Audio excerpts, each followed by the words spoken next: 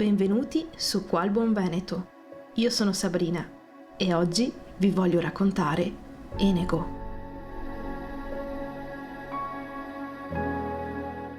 La nostra storia con Enego inizia circa 5 anni fa, quando un ragazzo di nome Simone decise di contattarci tramite i social. Simone è un ragazzo particolare.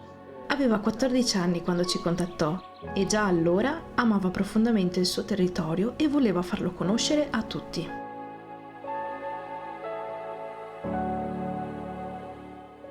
Quest'anno abbiamo deciso di tornare a trovarlo e di conoscere anche gli altri ragazzi della Proloco.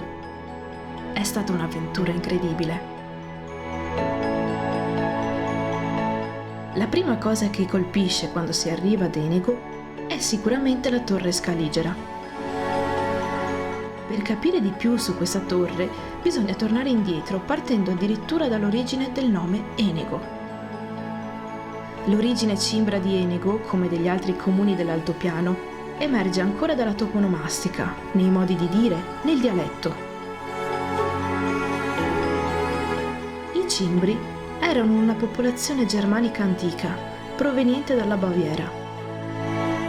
Arrivarono in altopiano intorno all'anno 1000, a seguito di carestie. Per secoli furono i fieri e forti difensori dei confini altopianesi. I loro principi fondamentali erano amore fraterno e bene comune. Su questi venne fondata nel 1310 la reggenza dei 7 comuni. Nella seconda metà del 1200 al territorio dell'altopiano si unì una federazione e all'inizio del 1300 i 7 comuni strinsero fra loro un'alleanza, dando vita ad un piccolo stato autonomo che si pose sotto la tutela della signoria degli Scaligeri di Verona. È in particolare con Can Grande della Scala che venne edificato il famoso Fortilizio, una costruzione con lo scopo, più che difensivo, di dominare il territorio. Del castello formato da 3 torri resta il torrione, simbolo di Enego.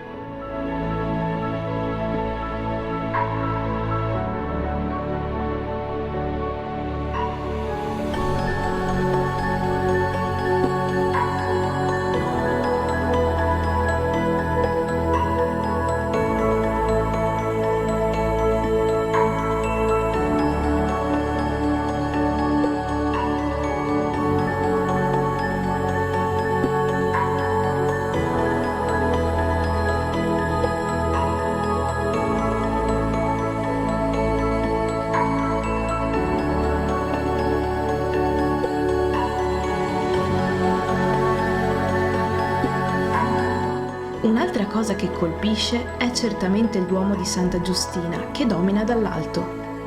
La presenza nello stesso luogo di un edificio di culto risale ad epoche remote, romane e preromane, con un tempio dedicato a Venere. Intorno all'anno 1000 fu benedetto un piccolo edificio di culto, ma la nascita della chiesa vera e propria e del piccolo campanile a torre viene datata 1429. Un incendio del 1616 ridusse in cenere gli affreschi firmati da Jacopo da Ponte. Si salvò solo una preziosa pala, tuttora presente, raffigurante Santa Giustina in trono. Sulla destra si vede il grande campanile nuovo, alto ben 75 metri. Venne costruito come voto per lo scampato pericolo della Seconda Guerra Mondiale e furono sapientemente ed intelligentemente utilizzati materiali di recupero, in gran parte le pietre bianche del vecchio Forte Lisser.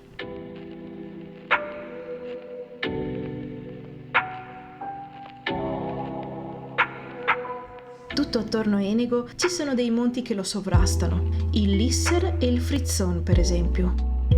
Fanno parte del territorio del paese anche monti storicamente famosi come l'Ortigara, monte sacro alla patria, calvario degli alpini per le sanguinose battaglie svoltesi durante la Grande Guerra. Tutto l'altopiano fu purtroppo protagonista del periodo della Grande Guerra. Siamo stati a Coldarco, dove è visitabile un forte, o meglio una batteria in caverna, una galleria lunga circa 60 metri scavata nella roccia, con 5 aperture a picco sulla Valsugana, 4 delle quali ospitavano un cannone calibro 75. Non è stato facile arrivare, ma ne è valsa la pena.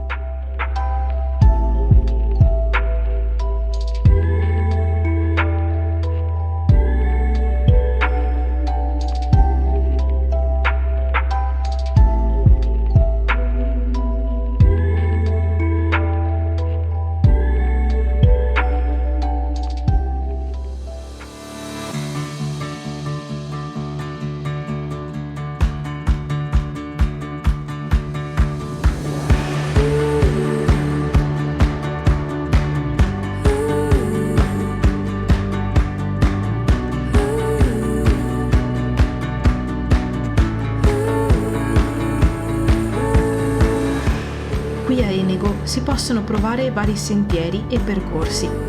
Simone ci ha accompagnati in una piacevole passeggiata che porta dalla contrada Val di Fabbro fino alle coste, dove il paesaggio sembra essere a picco sulla Valsugana.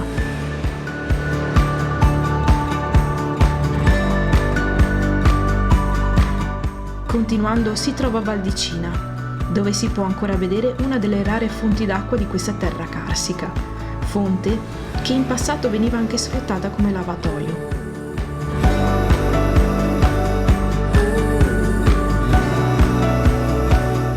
Dal ponte di Valdicina si può continuare a salire attraverso 2 gallerie, fino alla deliziosa e assolata contrada di Valgoda.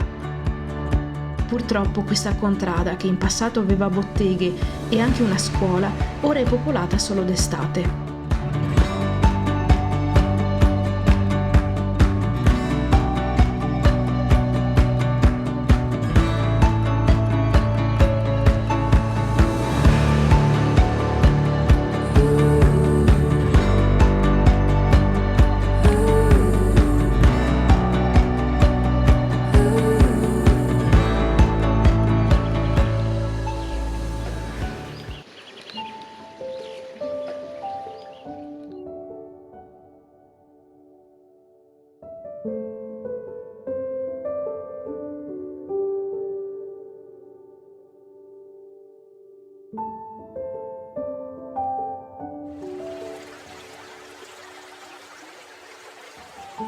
Torniamo alla grotta di Valdicina.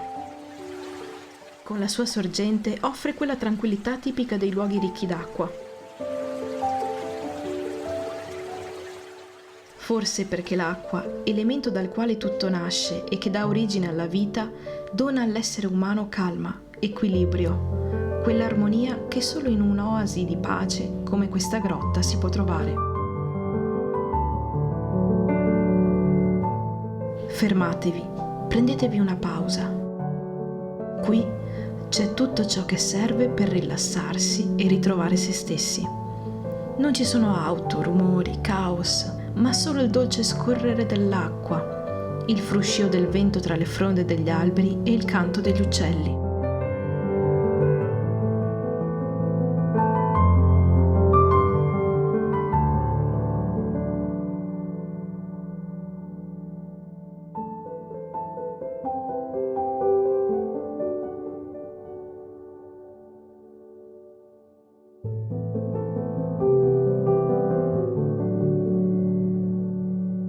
Questo e molto altro è Enego, un luogo dove io ho ritrovato me stessa.